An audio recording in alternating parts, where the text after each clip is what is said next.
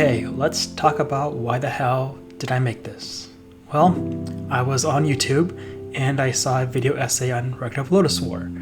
It's one of those animes I knew about but I never really watched, and me being impulsive, I went and bought it on VHS. So I measured this all out and I used rubber bands to hold the VHSs together.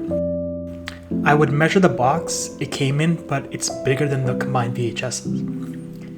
Here's a surprise, in the end I actually make it so it fits the box, but that's something future me decided, not current me. And if you look at the box I drew, that's what 5 years of art school gets you. So I generated the boxes, cut them up on the laser. You might have noticed I said boxes because somebody measured twice and cut 4 times. Let's go through how I made the VHS sleeve and all the parts I messed up. The first box, I somehow made the sides the same size as the back. The second box came out great until I realized I put the holes that you used to grab the VHSs on the top and bottom instead of the sides. The third box, it got me excited. The holes were on the right side, the size seemed right, until I realized it was too deep. For the final box, I realized I needed to make it hold the original box. A couple reasons for this. 1, I can't throw it away because people will get mad. 2, the goal of this is to save space by making a bigger box, which actually doesn't make any sense, but we're going to move past that. If I make the box only for the VHSs, I now have to find space for the other box. It doesn't make any sense.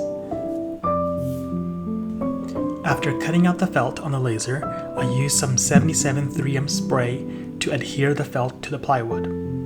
I have found that rolling/pressing the felt down really helps make sure it sticks. This is also known as following the instructions on the can.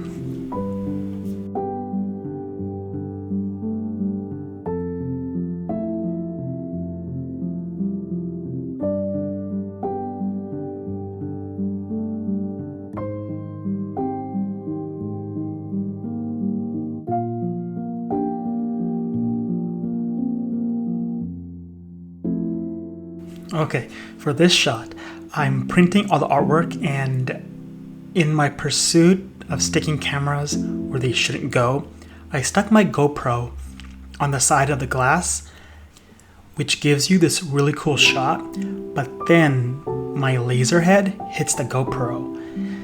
Yeah, I got lucky and nothing broke this time. Will I learn something from this? Maybe?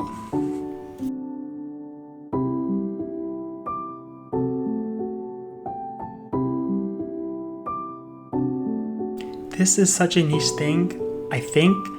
I'm not sure. Anyway, I printed out some Gridfinity base plates and holders. In case you don't know, Gridfinity is an organization format. It's open source, etc. So my stuff would always go flying around and falling on the ground. I finally printed some Gridfinity holders, and now I'm not as worried about my stuff falling on the ground.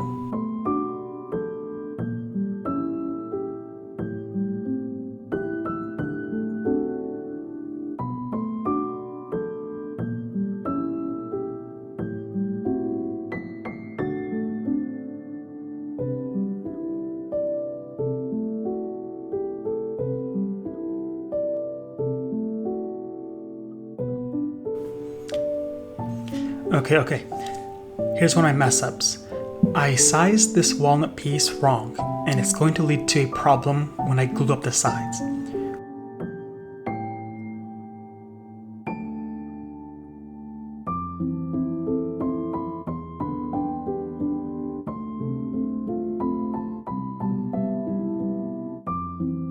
When gluing up the sides, my mind is trying to figure out what messed up. Did I scale the sides wrong, or was it that top? Or maybe it was just this one piece that is wrong. There comes to a point where you have to make a choice. I decided the walnut piece was wrong. The reasoning for this is It's so much faster to remake that one piece versus remaking all the side pieces. So I decided to just sand it down. No problem. Then I realized two things. Oh shit, I might sand the artwork off. Also, the top shouldn't be fully dry yet, so why don't I just pry it off and move it?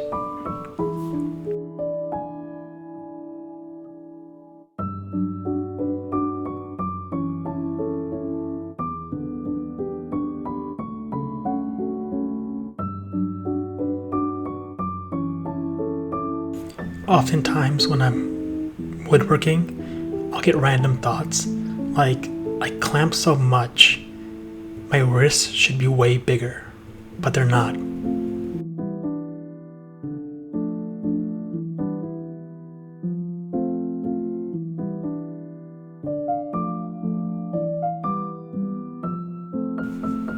Whenever I work on a new project, I often don't know where pieces go.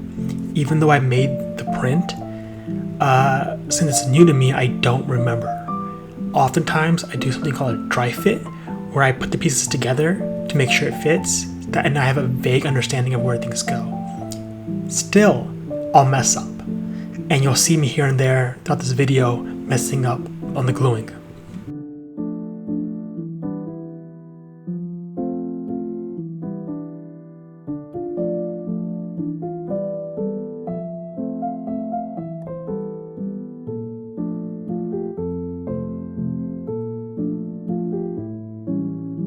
So clamping is an art form, and there is always a better way to clamp. Difficulty with this print is that I don't want to clamp it and have the piece warp. Clamping up the sides is not an issue, it's the middle. So, about halfway through this, I remembered I could use a piece of wood and clamp that on top. It's a lot easier, a lot faster. I would say I use less clamps, but I doubt that.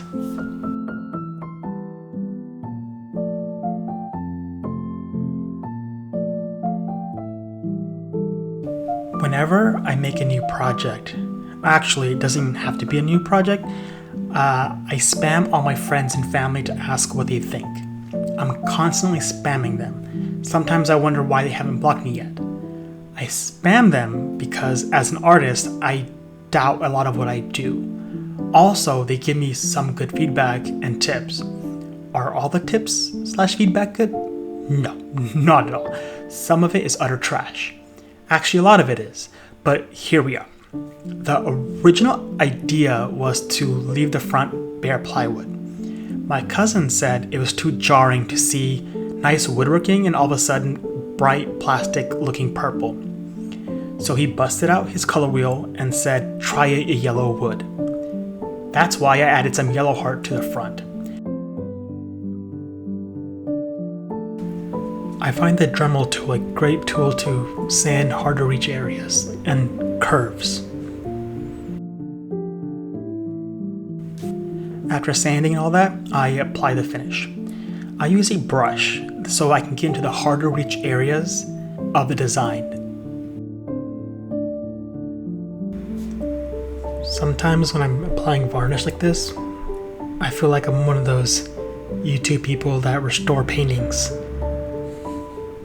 And then I remember art school and how much I didn't like painting, especially gouache. I hate gouache.